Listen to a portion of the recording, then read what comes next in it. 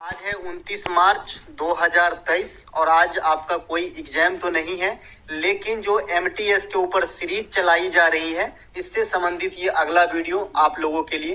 दोस्तों, जैसा कि आप जानते हैं, मैं आपको सभी क्वेश्चन के साथ साथ इम्पोर्टेंट एक्स्ट्रा फैक्ट देता हूं जो आपके आने वाले शिफ्ट में क्वेश्चन देखने को मिल जाता है। अभी तक तो एनालिसिस में ऐसे ही हुआ है, जैसा कि आप भी जानते हैं। आई होप एमटीएस के एग्जाम में भी यही होगी, क्योंकि मैं जो एक क्वेश्चन लाता हूं ये काफी प्रोसेस, काफी रिफाइन करने के बाद खोज के लाता हूं, ठीक है, ताकि आप लोगों को फायदा मिल सके और मिलेगा ही। तो चलिए दोस्तों, शुरू करते हैं आज का ये वीडियो सभी प्रश्नों को एक्स्ट्रा फैक्ट के साथ। इससे पहले हमने इंग्लिश के रूल पे आधारित कई वीडियो बना के आप लोगों के फरमाइश पे दे दिया है। आगे का काम आप लोगों का है। हिस्ट्री का 2 वीडियो मास्टर वीडियो जो है बना के आपको दे दिया हूँ, आगे का काम आप लोगों का है। इसके अलावा साइंस पे भी मास्टर वीडियो बना के दे दिया हूँ, और आज नहीं तो कल जो आपका ज्योग्राफी है इसके ऊपर जो भी एक मास्टर वीडियो बनाने को मैं सोच रहा हूँ, उस पर काम चालू कर दिया हूँ, जल्द ही मिल जाएगी। तो चलिए दोस्तों, शुरू करते हैं। पहला जो हमारा प्रश्न है, प्रधानमंत्री मुद्रा योजना PMMY किस मंत्रालय के अधीन है? देखिए, प्रधानमंत्री मुद्रा योजना से कई फॉर्म में क्वेश्चन पूछे गए CHSL में, है ना। तो अगला फॉर्म ये हो सकता है कि ये किस मंत्रालय के अधीन है। तो ये आपका श्रम एवं रोजगार मंत्रालय के अधीन है प्रधानमंत्री मुद्रा योजना। इस योजना की शुरुआत कब होती है? तो 2015 ईस्वी में होती है। इस योजना के तहत क्या होता है भाई? तो सबसे पहले मुद्रा से तो स्पष्ट है कि भाई पैसा यानी वित्तीय चीज से संबंधित होगा,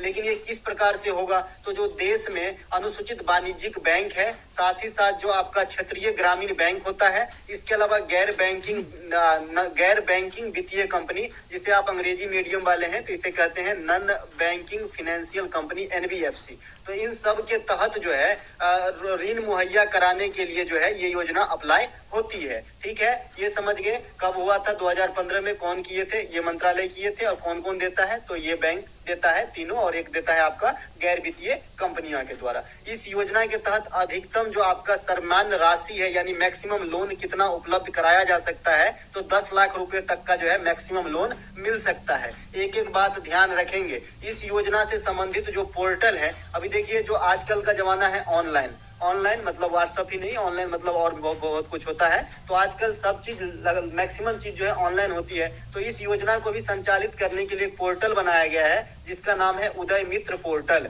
ठीक है। इस योजना में ऋण की राशि जो है 3 कैटेगरी में दी जाती है। जो आपने अभी 10 लाख की जो राशि देखा, इसको 3 कैटेगरी में बांटा गया है। एक शिशु कैटेगरी, तो इसमें जो है आपको 50,000 रुपए तक की मैक्सिमम लोन मुहैया कराया जाता है। एक किशोर कैटेगरी, इसमें मैक्सिमम 5 लाख तक की लोन जो है दिया जाता है। और एक तरुण कैटेगरी, तो इसमें 10 लाख की लोन जो है मैक्सिमम मुहैया कराया जाता है। तो आपने क्या क्या सीखा भाई साहब? क्या क्या सीखा? इसमें 3 कैडर जो हैं, तो अगर आपको मैक्सिमम पूछ दिया कि मैक्सिमम लेवल क्या है, तो 10 लाख रुपया, क्योंकि यही बताना होगा, ये थोड़ी बताना होगा, है ना। तो 10 लाख रुपया, लेकिन इसके कैडर कितने हैं? 3 हैं, ठीक है। इसके अलावा एक यहाँ पे प्रश्न है, पुस्तक 49 डेज के लेखक कौन है? 49 डेज, 49 डेज, है ना। 49 डेज के लेखक कौन है? तो ये है आपका अमृता प्रीतम। जैसा कि CHSL एग्जाम में हमने देखा कि नई पुस्तक को नहीं पूछा गया, सभी जो है पुरानी पुस्तक को पूछा गया, ठीक है। तो यहाँ पर मैंने भी कुछ पुरानी पुस्तक जो इम्पोर्टेंट है उसको रख लिया है। तो पुस्तक 90 डेज के लेखक जो है अमृता प्रीतम है। अमृता प्रीतम की जो अन्य कृति है ये है आपका डेथ ऑफ अ सिटी, कागज ते कैनवास। ये दोनों ही किताब, और एक आपने देखा 49 डेज, ये तीनों ही किताब जो है अमृता प्रीतम के द्वारा लिखा गया है। अमृता प्रीतम जो है एक पिंजर भी लिखा है, तो ये भी ध्यान रखिए, 4 किताब हो जाएगा अमृता प्रीतम का, एक पिंजर भी है, ठीक है। विष्णु शर्मा लिखे हैं आपका क्या? पंचतंत्र। पंचतंत्र जो है एक दंत कथा है, जो किसके द्वारा लिखा गया है? तो विष्णु शर्मा के द्वारा। इसके अलावा रविंद्रनाथ टैगोर साहब के द्वारा क्या क्या लिखा गया है? तो गार्डनर लिखा गया है, गोरा लिखा गया है, पोस्ट ऑफिस लिखा गया है, इसके अलावा गीतांजलि लिखा गया है। तो ये सभी रविंद्रनाथ टैगोर, जिनको गुरुदेव भी कहा जाता है, और गुरुदेव की उपाधि जो दिया था ये आपके MK गांधी जी दिए थे, और महात्मा गांधी को महात्मा का उपाधि रविंद्रनाथ टैगोर दिए थे। दोनों एक दूसरे से एक्सचेंज कर लिए, मैं आपको गुरुदेव बता रहा हूँ और आप मुझे जो है महात्मा बताइए, है ना। इसके अलावा रविंद्रनाथ टैगोर ही वो फर्स्ट पर्सन है जिन्होंने गीतांजलि राइट के लिए 1913 ईस्वी में लिटरेचर के अंदर नोबेल नोबेल पुरस्कार जीता था इंडिया के लिए। ये इंडिया ही नहीं, ये एशिया के प्रथम जो है लिटरेचर में नोबेल विजेता थे। ठीक है, तो ये बात भी आपको ध्यान रखना है। रविंद्रनाथ टैगोर है ना, रविंद्रनाथ टैगोर को गुरुदेव भी कहा जाता है। इसके अलावा इटर्नल इंडिया के लेखक कौन है? इंदिरा गांधी है। इंदिरा गांधी भारत के प्रथम महिला पीएम है। इसे जो है लौह महिला कहा जाता है या आयरन लेडी कहा जाता है। किसे? इंदिरा गांधी को। इंदिरा गांधी सबसे पहले भारत रत्न जीतने वाली महिला है 1972 में। इंदिरा गांधी के समय में ही देश में आंतरिक मामले के गड़बड़ी के आधार पर 1975 में आपातकाल लागू हुआ था। इंदिरा गांधी के समय में ही 1969 में प्रथम बार 14 प्रमुख बैंकों का राष्ट्रीयकरण किया गया था 19 जुलाई 1969 को। तो ये सभी इंदिरा गांधी से संबंधित इतने फैक्ट जरूर आपके पॉकेट में होना चाहिए। इसके अलावा हुमायूं नामा के लेखक कौन है? तो गुलबदन बेगम जो है हुमायूं नामा के लेखक हैं। शाहनामा के लेखक कौन है? फिरदौसी हैं। बाबरनामा के लेखक कौन है? बाबर हैं। अकबरनामा के लेखक कौन है? अबुल फजल हैं। और जंगलनामा जो अभी अभी लेटेस्ट पूछा गया, तो जंगलनामा के लेखक हैं अमिताभ घोष। जैसे कि आप जानते हैं ये आपका नीति आयोग से जुड़ा हुआ कैरेक्टर है अमिताभ घोष, तो ये जंगलनामा बुक के राइटर भी हैं। इसके अलावा अगला जो हमारा प्रश्न है, नीति आयोग जो है ना, NITI Aayog India innovation index 2022 में किस राज्य को सर्वोच्च स्थान दिया है? देखिए नीति आयोग जो है इंडिया इनोवेशन इंडेक्स जारी करता है। अगर आपसे पूछे कि इंडिया इनोवेशन इंडेक्स कौन जारी करता है, तो नीति आयोग का नाम बताना है। किसका नाम बताना है भाई? नीति आयोग का नाम बताना है कि इंडिया इनोवेशन आयोग मतलब इंडेक्स जो है ये आपका जो सूची है ये कौन तैयार करता है? तो नीति आयोग। तो 2022 के लिए जो सर्वोच्च रैंक मिला है ये कर्नाटक को मिला है। किसे मिला है? कर्नाटक को मिला है। अब नीति आयोग के बारे में जो थोड़ी सी फंडामेंटल जानकारी है ये आपको जरूर ध्यान होना चाहिए। नीति आयोग की स्थापना जो है 1 जनवरी 2015 को हुआ था। ये करंट सेक्शन से क्वेश्चन था, इसे जरूर ध्यान रखेंगे, है ना। इसके अलावा नीति आयोग एक किस प्रकार का संस्था है? तो गैर संवैधानिक संस्था है। इसे असंवैधानिक भी कहा जाता है क्योंकि अ का मतलब भी यही होता है आपका नहीं से, यानी निगेटिव बना देता है। तो गैर संवैधानिक या असंवैधानिक संस्था है। योजना आयोग भी आपका गैर संवैधानिक संस्था ही था। ठीक है, प्रथम उपाध्यक्ष की बात करेंगे क्योंकि आप अंडरस्टूड है कि अध्यक्ष जो होते हैं वो पीएम ही होते हैं। तो जब 2015 में नीति आयोग बना था तो उस समय तो मोदी साहब ही थे, तो मोदी ही प्रथम अध्यक्ष होंगे और अभी भी मोदी साहब ही प्रथम अध्यक्ष मतलब अध्यक्ष हैं। ठीक है, तो प्रथम उपाध्यक्ष इंपोर्टेंट होता है। तो प्रथम उपाध्यक्ष जो है अरविंद पनघड़िया है और प्रथम सीईओ जो बने थे ये आपका सिंधु श्री खुल्लर बनी थी। ठीक है, इसके अलावा वर्तमान उपाध्यक्ष कौन है? तो सुमन कुमार बेरी जो है ये राजीव कुमार का स्थान लेके 2022 के अंदर वर्तमान जो है उपाध्यक्ष हैं। और वर्तमान में जो सीईओ है वो परमेश्वरम साहब का स्थान लेके BVR सुब्रमण्यम को जो है सीईओ बनाया गया है। ठीक है, तो ये हो गया कुछ सीईओ, प्रथम उपाध्यक्ष, स्थापना और जो रैंक मिला है इंडिया इनोवेशन रैंक 2022, इसमें कर्नाटक को मिला है। इसके अलावा यह जो है योजना आयोग का स्थान लिया है। योजना आयोग की जो स्थापना हुई थी 1950 में हुई थी और 2015 में टर्मिनेट किया गया। इन्होंने कुल 12 योजना बनाया। अंतिम योजना का जो कार्यकाल था 2012 से 2017 था। पंचवर्षीय योजना पे आपको फुल डिटेल चाहिए तो वीडियो के डिस्क्रिप्शन में लिंक मिल जाएगी, आप जाके विजिट कर सकते हैं। नीति आयोग का अध्यक्ष कौन होते हैं? तो आपका प्रधानमंत्री होते हैं। इनसे एक क्वेश्चन पूछ लिया गया है कि नीति आयोग का प्रमुख कार्य क्या होता है? तो राज्यों के समस्याओं के निपटारों में योगदान देना, राज्यों को जो है किस प्रकार से जो है उसे सुविधा पहुंचाया जाए इसके मतलब पथ पे काम करने का जो है इनका कार्यभार है। ठीक है, इस प्रकार से राज्य के हित में जो भी बात आएगा इनसे संबंधित समझिए इनका काम है। ठीक है, इसके अलावा प्रशांत महासागर का आकार किस प्रकार का है? देखिए अभी अभी जो कुछ क्वेश्चन देखे गए, जैसे वायु के द्वारा कौन सा स्थलाकृति बनती है, हवा के द्वारा कौन सा स्थलाकृति बनती है, ये गर्म हवा कहाँ चलती है, जैसे लू पूछा गया था, है ना। तो इस प्रकार से फॉर्म में आपको ये क्वेश्चन ज्योग्राफी के अंदर देखने को मिलेगा। ठीक है, तो प्रशांत महासागर का जो आकार है ये आपका अर्धवृत्ताकार है। ठीक है, अर्धवृत्ताकार कुछ इस प्रकार से होंगे। ठीक है, अर्धवृत्ताकार। तो इस प्रकार से प्रशांत महासागर का जो है आकार है, ध्यान रखेंगे। हिंद महासागर का आकार आपसे पूछा जाता है तो त्रिभुजाकार है, डेल्टा की तरह है, इस प्रकार से। ठीक है, इसके अलावा हिंद महासागर एकमात्र महासागर है जिसका नाम किसी देश यानी भारत के नाम पे रखा गया है। ठीक है, इसके अलावा हिंद महासागर को अर्ध महासागर भी कहा जाता है, हाफ महासागर। ठीक है, तो ये बात भी आपको ध्यान रखना है। हिंद महासागर, ठीक है। इसके अलावा जो आप अरब सागर और ये बंगाल की खाड़ी देखते हैं ना इंडिया के अंदर, अरब सागर देखते हैं जो पश्चिमी किनारे को धोता है, और बंगाल की खाड़ी देखते हैं जो पूर्वी तट को धोता है, तो ये दोनों ही पार्ट किसके हैं? तो ये हिंद महासागर के ही पार्ट हैं, ठीक है। आपके मन में आता होगा ना कि ये कहाँ से आया है, तो ये भी हिंद महासागर से ही है, ठीक है।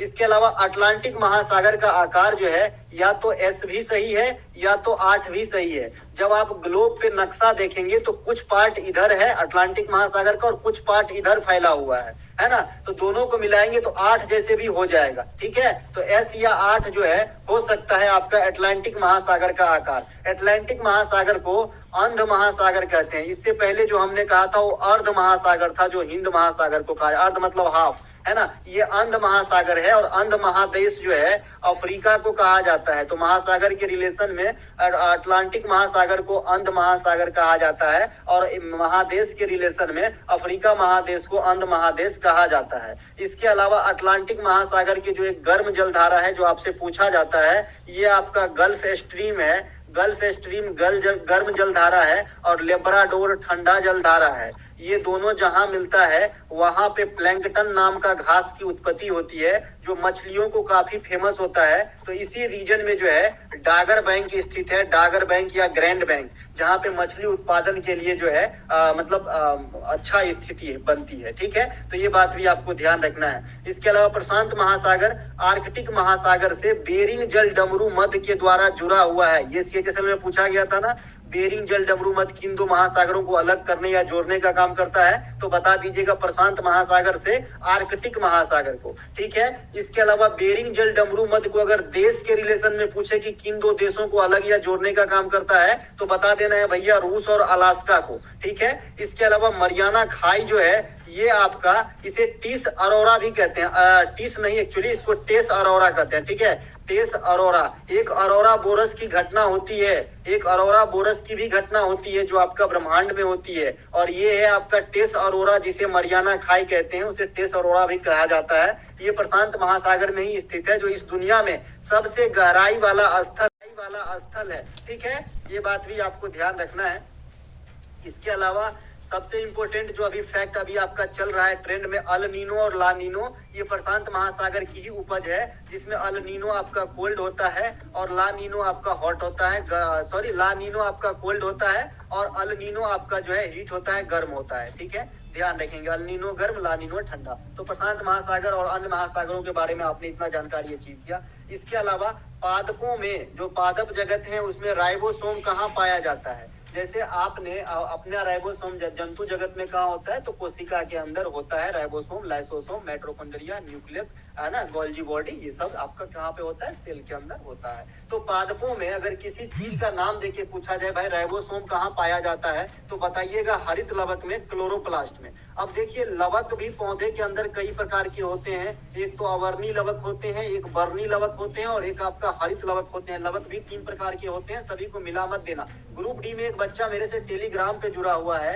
इसी लवक से क्वेश्चन पूछा गया था और उन्होंने मुझे क्वेश्चन का स्क्रीनशॉट लेके भेजा और बोला सर इस पे क्या मैं फैट कर सकता हूँ? तो उन्होंने क्वेश्चन पूरा पढ़ा ही नहीं, उन्होंने हरित लवक मार के आंसर कर दिया था, लेकिन उसमें पूछा गया था अवर्णी लवक कहाँ पाए जाते हैं, ठीक है। तो इन्होंने जो है पत्ता मार दिया था, है ना, तो ये गलत तो होगा ही, है ना। तो इस प्रकार से जो है हरित लवक के कारण ही पेड़ पौधे जो है प्रकाश संश्लेषण कर पाते हैं। मैंने कहा लवक के 3 कैडर होते हैं, हरित लवक, अवर्णी लवक और वर्णी लवक। अवर्णी मतलब कलरहीन मतलब, है ना, और वर्णी मतलब जिसमें कलर वाला भाग में पाया जाता हो, नाम से स्पष्ट है। वर्ण मतलब कलर भी होता है जी, जैसे गांव में कहता है ना वर्ण व्यवस्था पर आधारित, मतलब कलर, है ना। इसके अलावा हरित लवक के कारण जो है पेड़ पौधे प्रकाश संश्लेषण करते हैं। प्रकाश संश्लेषण जो है ये सूर्य की प्रकाश में ही संभव है ना, और ये पेड़ पौधे के भोजन बनाने की जो है क्रिया है ना। तो जंतु जगत में राइबोसोम को प्रोटीन की फैक्ट्री कहा जाता है। जंतु जगत में जो होती है राइबोसोम, उसे क्या कहते हैं? प्रोटीन की फैक्ट्री। और माइटोकॉन्ड्रिया क्या कहते हैं? कोशिका का पावर हाउस, है ना। और गोल्जी क्या बोलते हैं उसको, लाइसोसोम को क्या कहते हैं? आत्महत्या की थैली, है ना। तो ये सब तो हो गया इधर की बात। क्लोरोप्लास्ट को पौधों का रसोई घर कहा जाता है। जो अभी आपने हरित लवक को देखा उसे पौधे का रसोई घर कहा जाता है, क्योंकि ये जो है प्रकाश संश्लेषण में मदद करता है और प्रकाश संश्लेषण के खाना बनाने की जो है प्रक्रिया है, तो ये रसोई घर हो गया ना भाई, है ना। इसके अलावा पेड़ पौधे में कोशिका भित्ति पाई जाती है, सेल वॉल जो है ये जंतु कोशिका में नहीं पाई जाती है, ये ओनली जो है पेड़ पौधे में ही पाई जाती है सेल वॉल। इसके अलावा पेड़ पौधों में हरित लवक के अलावा ल्यूकोप्लास्ट यानी अवर्णी तथा वर्णी लवक क्रोमोप्लास्ट पाया जाता है। ठीक है, अब एक ल्यूकोप्लास्ट होता है, एक क्रोमोप्लास्ट होता है, और अभी आपने देखा एक जो हरित लवक होता है क्लोरोप्लास्ट होता है। ठीक है, तो तीनों बात ध्यान रखेंगे, ये क्रोमोप्लास्ट है, ये ल्यूकोप्लास्ट है, और जो हरित लवक होता है उसे क्लोरोप्लास्ट कहते हैं। ठीक है, पेड़ पौधे में रंगीन भाग जैसे फूल होता है, बीज होता है इत्यादि में जो है आपका क्रोमोप्लास्ट यानी वर्णी लवक पाए जाते हैं, ये क्रोमोप्लास्ट। ठीक है, और जो रंगहीन भाग होते हैं जैसे जिसमें सूर्य का प्रकाश डायरेक्ट नहीं पहुंचता है ना, वो आपका रंगहीन भाग हो जाता है। सूर्य का प्रकाश अगर डायरेक्ट नहीं पहुंचे तो रंगहीन हो जाता है पेड़ पौधा। जैसे आपका ये कोई पेड़ पौधा है तो ये जड़ जो है ये तो मिट्टी के अंदर दबा हुआ रहता है, तो ये जो इसमें तो सूर्य का प्रकाश डायरेक्टली नहीं जा रही है, तो ये रंगहीन भाग है, तो यहाँ पे आपको ल्यूकोप्लास्ट पाया जाता है। जैसे जड़, भूमिगत तना है ना, तो इस सब में जो है ल्यूकोप्लास्ट पाया जाता है। तो आपने क्या क्या सीखा, जो हरित लवक है वो प्रकाश संश्लेषण के लिए आवश्यक है, इसे पौधे का रसोई घर कहा जाता है। पेड़ पौधे के कोशिका में सेल वॉल पाया जाता है जो जंतु कोशिका में नहीं पाया जाता है। लवक भी 3 प्रकार के होते हैं, ल्यूकोप्लास्ट, क्रोमोप्लास्ट और क्लोरोप्लास्ट। क्लोरोप्लास्ट का काम है प्रकाश संश्लेषण करना। ल्यूकोप्लास्ट कहाँ पाया जाता है, तो ये आपका रंगीन भाग में पाया जाता है, माफ कीजिएगा, क्रोमोप्लास्ट जो है रंगीन भाग में पाया जाता है, और ल्यूकोप्लास्ट जो है रंगहीन भाग में पाया जाता है। रंगहीन भाग कौन सा होता है, जहाँ पे सूर्य का प्रकाश डायरेक्टली नहीं पड़ता, जैसे तना और जो भूमिगत तना हो जाते हैं, जैसे बरगद के पेड़ में आप भूमिगत तना देखे होंगे, इसके अलावा चलते हैं आगे। अगला जो प्रश्न है हमारा, संविधान के किस भाग में निर्वाचन आयोग से संबंधित तथ्यों को शामिल किया गया है, तो भाग 15 में। आप जानते हैं कि संविधान में 22 भाग हैं जो 25 भागों में विभक्त हैं, उसके भाग 15 में जो है चुनाव आयोग से संबंधित व्यवस्था किया गया है, जो आर्टिकल 324 से लेकर 329 तक में वर्णित है। सीएचएसएल में आर्टिकल 324 पूछा गया था जो चुनाव आयोग से डायरेक्टली संबंधित है। निर्वाचन आयोग किस प्रकार की संस्था है, जैसे आपसे पूछा जाता है कि नीति आयोग कैसी संस्था है, तो निर्वाचन आयोग भी पूछा जा सकता है। तो निर्वाचन आयोग जो है संवैधानिक संस्था है, इसका जिक्र संविधान में है, जैसा कि अभी आपने आर्टिकल और भाग दोनों देखा, क्योंकि आप नीति आयोग का कभी आर्टिकल भाग संविधान में नहीं देखेंगे, इसीलिए असंवैधानिक है। तथ्यों को समझेंगे तो बहुत चीज साफ हो जाएगा। इसके अलावा जो चुनाव आयोग है इसकी स्थापना 25 जनवरी 1950 को किया गया था। ठीक है, भारत के प्रथम मुख्य चुनाव आयुक्त कौन थे, तो सुकुमार सेन थे। ठीक है, और जो वर्तमान चुनाव आयुक्त है ये राजीव कुमार है ना। इसके अलावा मुख्य चुनाव आयुक्त का दर्जा जो है किसके समकक्ष है, देखिए बहुत ही इंपॉर्टेंट क्वेश्चन है, और बच्चे बोलते हैं कि क्वेश्चन बना नहीं, गलत हो गया। इतनी जानकारी रखने के बाद भी छोटी सी गुड़ जानकारी नहीं रहे, क्योंकि आजकल एसएससी बड़ा चालाक हो गया है, वो कथन के रूप में देता है कि कौन सा कथन सही है, कौन सा कथन गलत है। तो जो मुख्य चुनाव आयुक्त होता है, जो वर्तमान में आपके राजीव कुमार है, 25वें नंबर के हैं, तो इनकी जो दर्जा है, इनका जो ओहदा का जो दर्जा है ये किसके समतुल्य है, तो सीजीआई यानी भारत के जो मुख्य न्यायाधीश है, chief justice of India Chandrachud साहब, उनके समकक्ष में है। ठीक है, तो इस लेवल का इनका दर्जा होता है। मुख्य चुनाव आयुक्त का जो कार्यकाल है दोस्तों, ये 6 वर्ष का होता है। अगर 6 वर्ष से पहले 65 वर्ष की आयु पूरा कर ले तो रिटायर हो जाता है। लेकिन मुख्य चुनाव आयुक्त के अलावा अन्य चुनाव आयुक्त भी होते हैं, तो उनका कार्यकाल 62 वर्ष का होता है, और अगर 62 वर्ष के दरमियान ही 65 वर्ष का, माफ कीजिएगा, 6 वर्ष का होता है, उनका भी कार्यकाल 6 वर्ष का होता है जो अन्य चुनाव आयुक्त होता है। लेकिन अगर इसी 6 वर्ष से पहले 62 वर्ष का उम्र पूरा कर लेता है तो रिटायर हो जाता है अन्य चुनाव आयुक्त, और मुख्य चुनाव आयुक्त अगर 6 वर्ष के पहले 65 वर्ष की आयु पूरा कर लेता है तो रिटायर हो जाता है। जिनको ये समझ में नहीं आता, मान लीजिए मैं 64 वर्ष का हूँ, आप मान लीजिए, मैं नहीं, आप मान लीजिए आप 64 वर्ष का हो और आज आपने मुख्य चुनाव आयुक्त का पोस्ट संभाला है, तो आपका कार्यकाल मात्र 2 साल रहेगा, क्योंकि सॉरी 1 साल रहेगा, क्योंकि आप एक ही साल में 65 को पार कर जाओगे तो 1 ही साल रह पाओगे। समझ गए? अगर आप मान लीजिए 50 का होते तो पूरा 6 साल आप कर सकते थे, क्योंकि 6 साल करने के बाद भी छपने होगा, और क्राइटेरिया है 65 तक का। ठीक है, इसके अलावा मुख्य चुनाव आयुक्त तथा चुनाव आयुक्त की नियुक्ति कौन करते हैं, तो प्रेसिडेंट करते हैं। जो भी की पोस्ट है उसकी नियुक्ति जो है जनरली प्रेसिडेंट ही करते हैं। वर्तमान में देश के 25वें मुख्य जो चुनाव आयुक्त हैं ये कौन है, तो ये राजीव कुमार हैं। सितंबर 2022 में प्रधानमंत्री नरेंद्र मोदी ने सेंट्रल विस्टा एवेन्यू का उद्घाटन कहाँ किया। देखिए प्रधानमंत्री के उद्घाटन से काफी क्वेश्चन हाल फिलहाल में देखे गए हैं, तो इससे पहले 3-4 हमने उद्घाटन बता दिया है, जैसे आपका केम्पागोरा जो बनाया गया है यहाँ पे बेंगलोर के अंदर, केम्पागोरा की मूर्ति। इसके अलावा statue of unity, statue of equality IIT, इसके बाद एम्स बिलासपुर हिमाचल प्रदेश के अंदर, ये सब जो भी है, जो शंकर भगवान का जो प्रतिमा बना है राजस्थान के अंदर, ये सब बता दिए हैं। इसके अलावा जो सेंट्रल एस्टा विस्टा एवेन्यू का जो उद्घाटन है ये आपका दिल्ली के अंदर किया गया है। अब ये जो सेंट्रल विस्टा एवेन्यू है ये किसे कहा जाता है, तो इंडिया गेट से लेकर राष्ट्रपति भवन जाने के लिए एक राजपथ हुआ करता था, और ये राजपथ है मान लीजिए ये वाला, तो इनके दोनों जो साइड के जो भूमि है इसे कहा जाता है, क्या कहा जाता है, इसे कहा जाता है सेंट्रल विस्टा एवेन्यू। तो इसका उद्घाटन किया है आपका प्रधानमंत्री नरेंद्र मोदी ने। अब बात ये है कि राजपथ का नाम बदलकर जो है कर्तव्य पथ कर दिया गया, ये आपका HCM के एग्जाम में पूछा गया था, ठीक है। तो राजपथ का नाम बदलकर जो है क्या कर दिया गया है, कर्तव्य पथ कर दिया गया है। और दिल्ली में ही फिरोज शाह कोटला मैदान है, जहाँ पे हसरा का नाम आपने सुना होगा, हिंदुस्तान सोशलिस्ट रिपब्लिकन एसोसिएशन, इसकी स्थापना फिरोज शाह कोटला मैदान में ही हुआ था, जिसमें सुभाष चंद्र बोस वगैरह प्रमुख थे। तो इसका नाम बदल के जो है फिरोज शाह कोटला का अब जो है अरुण जेटली मैदान कर दिया गया है। इसके अलावा नीरू स्वामी पिल्लई संगीत के किस वाद्य यंत्र से जुड़ा हुआ है, तो ये नादस्वरम बजाते हैं। नादस्वरम जो है नीरू स्वामी पिल्लई बजाते हैं। नादस्वरम के जो है अन्य कलाकार जो हैं ये आपका राजा रतन पिल्लई हैं। तो दोनों पिल्लई बंधु जो हैं ये आपका नादस्वरम प्ले करते हैं। इसके अलावा बिस्मिल्लाह खां जो है ये तो बहुत ही फेमस कैरेक्टर है, शहनाई से जुड़े हुए हैं। अली अहमद हुसैन शहनाई से जुड़े हुए हैं। अली अहमद हुसैन भी शहनाई से हैं, और बिस्मिल्लाह खां को सब जानते हैं। अमजद अली खान, अली अकबर खान, अल्लाउद्दीन खान और विश्वजीत राय चौधरी सरोद से जुड़ा हुआ है। इसमें आपको विश्वजीत राय चौधरी और अमजद अली खान को जरूर याद रखना है। SSC इन दोनों कैरेक्टर को बहुत पसंद करते हैं, ठीक है, वाद्य यंत्र सरोद के रिगार्ड में। जाकिर हुसैन, सुखविंदर सिंह, किशन महाराज के साथ साथ गुदई महाराज भी है, ठीक है, गुदई महाराज ये भी आपका तबला ही बजाते हैं। तो ये चारों जो है आपके तबला से संबंधित हैं, इनका नाम जरूर याद रखें। पंडित रविशंकर ये तो सितार से हैं, ये तो भारत रत्न विजेता है, सेकंड कैरेक्टर है भारत रत्न के विजेता, 1999 मिला था। निखिल बनर्जी, बुद्धादित्य मुखर्जी, उमाशंकर मिश्र ये सितार प्ले करते हैं। जुबीन मेहता जो है ये बहुत कम प्ले करते हैं लोग सिम्फनी, तो इसमें जाने माने जो है जुबीन मेहता है, तो इनको भी ध्यान रखें। जिस प्रकार से आप सतरिया के नृत्य में जो है बहुत कम कैरेक्टरों में जतिन गोस्वामी का नाम याद रखते हैं, उसी प्रकार से जुबीन मेहता जो है सिम्फनी के लिए आपको याद रखना पड़ेगा। वुमेन प्रीमियर लीग WPL 2023 के उपविजेता कौन बने हैं, परसों ही हुआ है, लेकिन आपका एग्जाम 15-20 दिन में मान लेता हूँ बाद में होगा, तो ये क्वेश्चन पूरा आ सकता है भाई, 10 दिन पहले का भी करंट अफेयर छप जाता है, ठीक है। तो दिल्ली कैपिटल जो है उपविजेता बना है, और विजेता बना है आपका मुंबई इंडियंस प्रथम बार, ठीक है, प्रथम बार ही WPL हुआ, पहला टाइटल जो जीता है मुंबई इंडियंस जीता है। यह महिलाओं का प्रथम प्रीमियर लीग था, जिसका स्पॉन्सरशिप किसके पास था, तो टाटा के पास। ये स्पॉन्सरशिप वाला क्वेश्चन काफी VVI रहेगा कि कौन स्पॉन्सरशिप किया, ठीक है। तरफ से खेलती है। सर्वाधिक विकेट जो है हेली मैथ्यूज को मिला था, जो MI के तरफ से खेलती है। टोटल टीम कितने भाग लिए थे, 5, टोटल मैच हुआ था 22। यह श्रृंखला मुंबई के 2 स्टेडियम DY पाटिल और ड्रम में हुआ था। तो दोस्तों ये थे हमारे तरफ से सुझाए गए वीडियो। अगर आपको अच्छा लगे तो लाइक करें, अपने भाई बंधु में शेयर करें। मिलेंगे एक नए वीडियो के साथ, तब तक के लिए